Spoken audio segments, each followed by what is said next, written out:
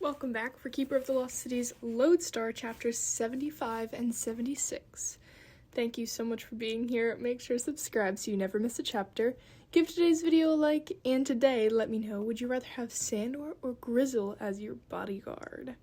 Chapter 75.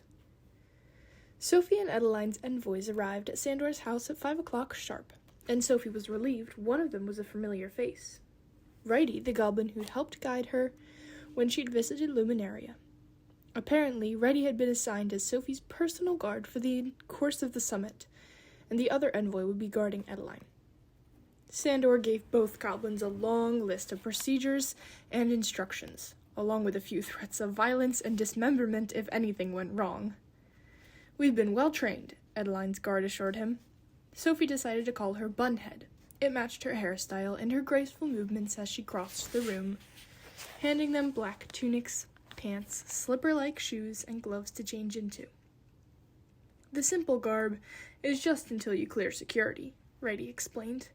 "Once you're settled into your rooms, you'll find a more proper attire for the summit." "Will our rooms be near each other?" Adeline asked. "You'll have your own double suite," Bunhead told her. That was, unfortunately, the only good news. The rest was a whole lot of yuck. Starting with the fact that Sophie wasn't allowed to bring Ella. No jewelry was allowed either, except their registry pendants. So Sophie had to leave behind her cognate rings, panic switches, and sucker punch. "Be safe," Grady whispered, as he strangle-hugged his wife and daughter. "And here's hoping this will be a quick summit." "What's the longest one has ever gone?" Sophie asked, regretting the question when Adeline told her, "A little over 3 months." The words kept repeating in Sophie's mind as she endured the security searches at Luminaria's gates, and the dread grew much louder during the lecture on castle rules. The basic gist was, if you aren't in an assigned meeting or gala, you'll be locked in your room for your own safety. It was hard to decide what sounded scarier, the locked in her room part or the gala. And it could stretch on for months. Even the walk to her room felt endless. No blindfolds that time. Not that it made the journey any clearer, considering how twisty the halls were, and all the identical staircases and doors. "Your rooms will not have a view," Bunhead warned. "The council wanted you in the underground quarters, where the security is easier for us to control." "So basically they're locking us in the dungeon?" Sophie said. Brady smiled. "I'm sure you'll find the accommodations much more pleasant." Their rooms were beautiful. Marble floors and walls broken up with intricate tapestries and paintings, ornate chandeliers cast a warm pink light, and all the furniture was overstuffed and draped in luxurious fabrics. The decor was elegant and tasteful, the colors lush and regal, but the lack of windows still made it feel like a cell. Their door also had 2 locks, one to keep anyone from getting in, the other to prevent them from leaving. "We'll let you get changed for the introductory dinner," Bunhead told them. "Knock 4 quick times when you're ready to go, and we'll open the door." The lock clicked, and Sophie's misery was sealed when she checked her new wardrobe. Her day gowns had so many ruffles and gathers they made cotillion dresses look plain, and her evening gowns had just as much frills, with fun bonuses, like sweeping trains and corseted bodices and all kinds of other things that were clearly meant to destroy her. "Remind me what any of this has to do with negotiating a peace treaty?" Sophie asked as Adeline helped her fasten the hundreds of tiny buttons that secured the silky teal gown she'd chosen. The color was her favorite, and the skirt wasn't as puffy as a lot of the others. But the drop-waist bodice was so fitted, she wondered how she would sit, and the neckline scooped and squeezed in ways that made her cheeks blush. "This summit is about more than making King Dimitar sign his name on a piece of paper," Adeline told her. "It's about reminding the world of the sheer magnificence of our culture, displaying our wealth, beauty, and confidence, all work to create an ideal impression." "Yeah, well, if they wanted me to be confident, they should have let me wear shoes I can actually walk in," Sophie grumbled, holding up her impossibly slender heels. "I guess you'll have to settle for looking beautiful, and so grown up, If any of your boys were here... Adeline didn't finish that sentence, or name the boys, and for that, Sophie gave her a hug. And you understand what's going to happen at the dinner? Adeline asked as she knocked to let their guards know they were ready. Sophie fussed with her teal gloves. I'm going to try not to cause an interspecies incident when I'm introduced to the other leaders. Then we're supposed to all eat fancy food in a stuffy room while everyone pretends they're not secretly wishing they could kill each other. Adeline smiled, looping her arm through Sophie's as they started the long trek to where dinner would be held. Not everyone hates each other. The animosity exists mostly between the goblins, ogres, and trolls. The dwarves and gnomes are generally content to live and let live, so long as everyone extends that courtesy to them. Then let's hope we're seated next to them, Sophie mumbled, and that none of the food requires knives. I'm sure it won't. Did you notice they didn't even give us hairpins? After seeing the damage Lady Gisela had done with one, Sophie wasn't surprised. Are we going a different direction than we came? Sophie asked, as they started up a winding staircase. I can't get my bearings. And you won't, Bunhead explained. The paths are intentionally ambiguous to ensure no one will ever find their way through unless they've been trained. Or get really lucky, Reddy added. Don't be nervous, Adeline told her, when they finally reached a set of embossed golden doors. All you have to do is smile and act natural. Sophie felt anything but natural as she took in the splendor of the room. The elves were never shy with their displays of wealth. But this was something else entirely. The space had the feel of a moonlit terrace garden, but they were still very much indoors, and every fragile flower, every graceful tree, every cascading vine, and every sweeping balustrade, even the stars, winking across the swirling black ceiling, had been intricately carved from jewels, or cast from precious metals. It was the perfect marriage of nature and craft, a new level of mastery, and everyone in the room could only stare in wonder. Well, everyone save for one. King Dimitar couldn't have looked more bored as he leaned his gorilla-sized body against the trunk of a tree. A panax tree, Sophie realized, which made her wish she still wore her sucker punch. He wore his usual metal diaper, though the waistline had been rimmed with glittering black jewels, which matched the stone set into his earlobe, and idly traced a clawed finger along the tattoos crowning his bald head. A child in the Peace Summit, he said as Sophie tried to hurry past him. And yet they criticize my people for training our children to defend themselves. If it were only for defense, Counselor Alina said, swishing over in an iridescent gown that shifted from green to purple with every motion.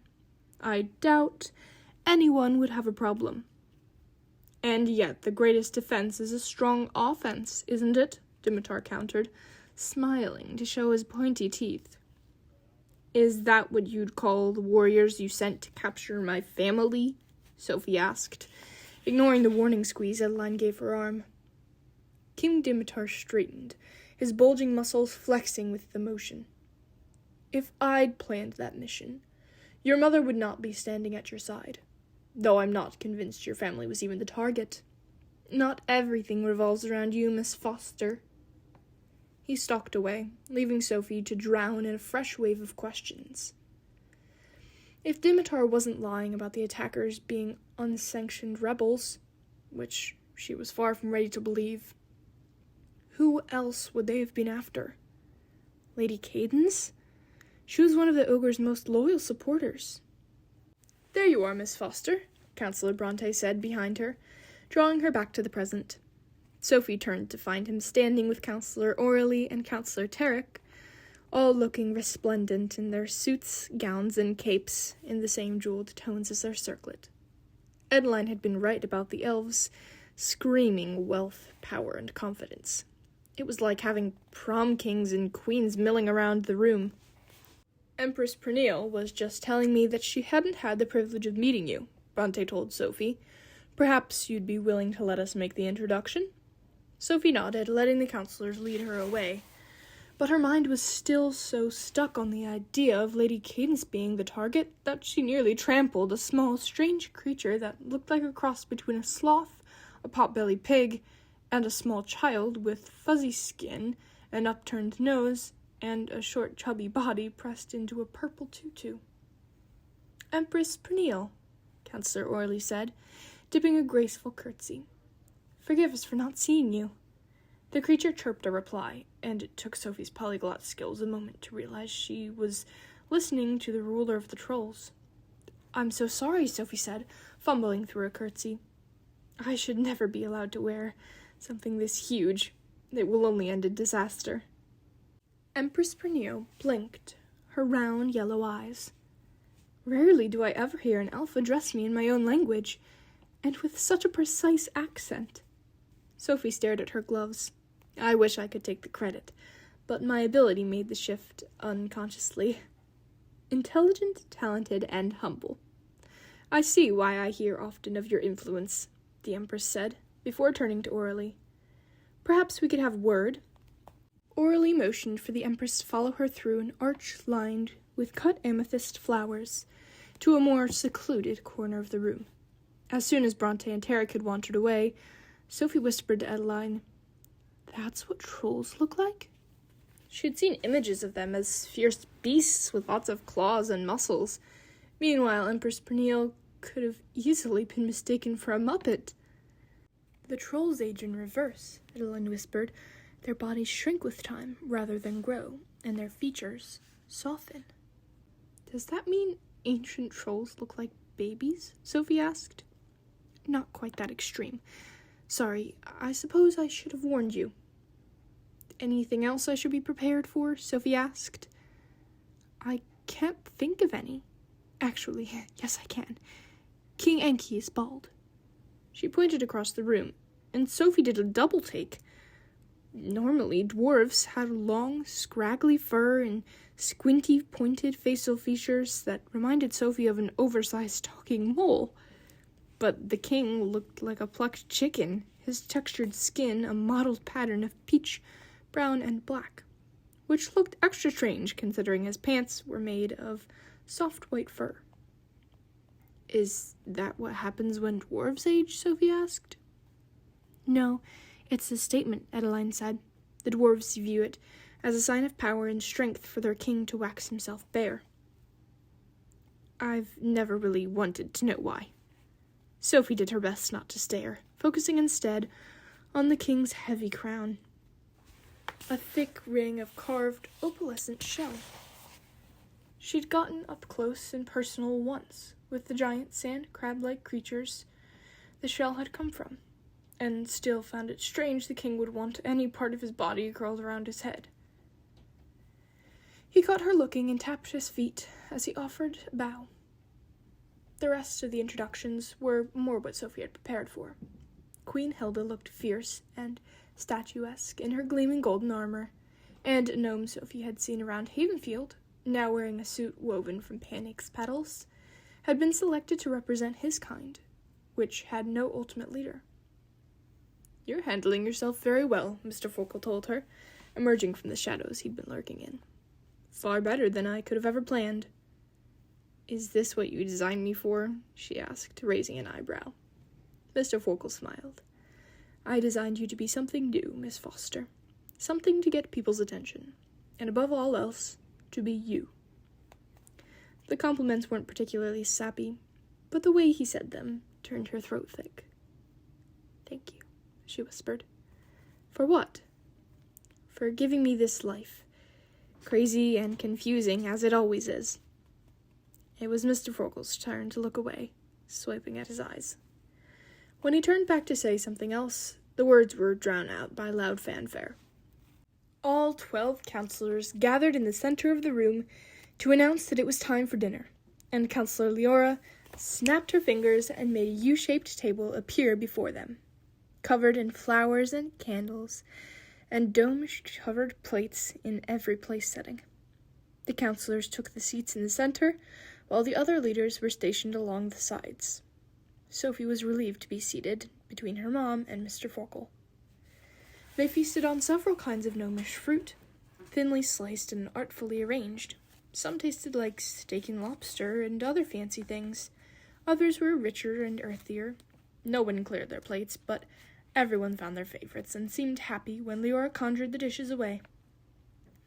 "It's refreshing to see our worlds gather in the pursuit of peace," Counselor Emery said as he stood to address his guests, "and to have this rare opportunity for enlightened interchange and mutual benefits. The real work begins tomorrow, but we wanted to end this first night with something we hope you'll find heartening. As many of you know, the complex problems of our modern world have led to the rise of certain groups within the lost cities. And while the Black Swan have proven themselves to be both resourceful and reasonable, which is why they're represented here at this summit, the Neverseen have unfortunately caused incredible chaos.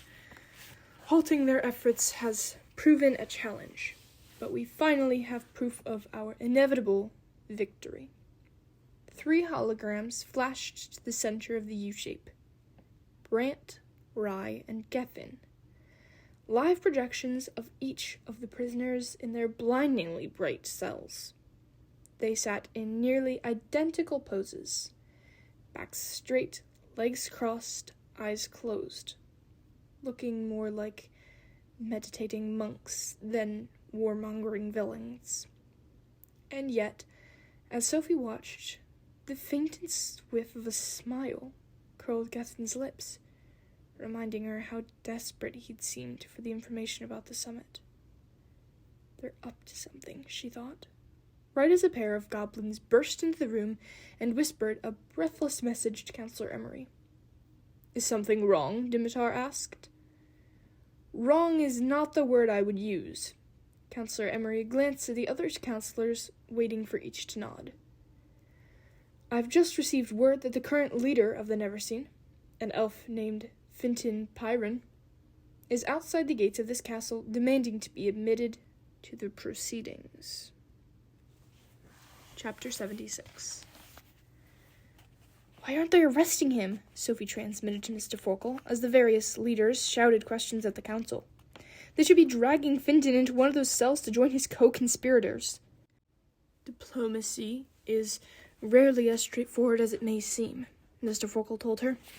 "Both Queen Hilda and Empress Pernille are requesting that Fintan be allowed to participate in the summit's proceedings. Haven't you been listening?" She hadn't. Her mind had been too busy piecing scarier things together. Fintan's arrival, the fact that none of the prisoners looked particularly upset about being in their cells, Lady Gisela telling her, this is what they want. Even the plan Keith had mentioned, the one he'd said Brant and Rye were ordered to take part in, which Rye had considered unnecessary and demeaning. Could it have involved letting themselves get captured? "They're up to something," she transmitted, "probably a jailbreak. It's perfect. They get to humiliate the council, impress or scare the world leaders, and get Geffen back, all in one go." "You may be right," Mr. Forkel said, "and in the case you are, I think it would be quite unwise to allow Fintan anywhere near those cells, don't you?" He stood, clearing his throat, as he waited for the room's attention. "For the record, I think Fintan should be heard during the proceedings as well." At least half the room gasped, Sophie included, even though she knew what Mr. Forkel was trying to do. "You honestly want to jeopardize the security of these proceedings?" Aubrey said, ignoring the protocol of letting Counselor Emery do the speaking. "No. I want him to be placed under heavy guard in a small storage outbuilding in the main courtyard," Mr. Forkel said calmly. "And he can remain there until the morning's negotiations, in which case he'd be brought into the meeting, keep as many guards as you like on him, and lock him back in the outbuilding when the proceedings are over. There's no reason for him to attend the galas or dinners." "There's no reason for him to attend anything at all," Alina argued. "He's a pyrokinetic." "Yes, and luminite doesn't burn," Mr. Forkel reminded her. "Isn't that why the ancient counselors chose it when they built this fortress?" Aurelie stood, her fragile hands gripping the end of the table. "I can't believe anyone is considering this. That lunatic is bent on destroying everything we hold precious. What can we possibly gain from allowing his voice to be heard? Perspective, Empress Pernille told her. For millennia, we've been told there's one way, the Elven way, and now it appears the Elven way is divided. I find it hard to believe I'm the only one who'd like to know what these other elves have to say, especially since one alternate Elven perspective is already being represented by the Black Swan. Why not hear out the other? Because he's a murderer, Orly shouted. So am I, by Elven standards, Queen Hilda said. So are most of us. Death goes hand in hand with war. You're in favor of Fintan joining us? Councillor Bronte asked the Goblin Queen, after his involvement with what happened with Brielle. It's because of his involvement with Brielle's death that I would like to hear him out. I'd like to understand what her life was taken for. None of us are saying we'd agree with his logic, King Enki added. We'd simply like to hear what the logic is. Isn't it our responsibility to consider the issues from every possible side before we render a decision?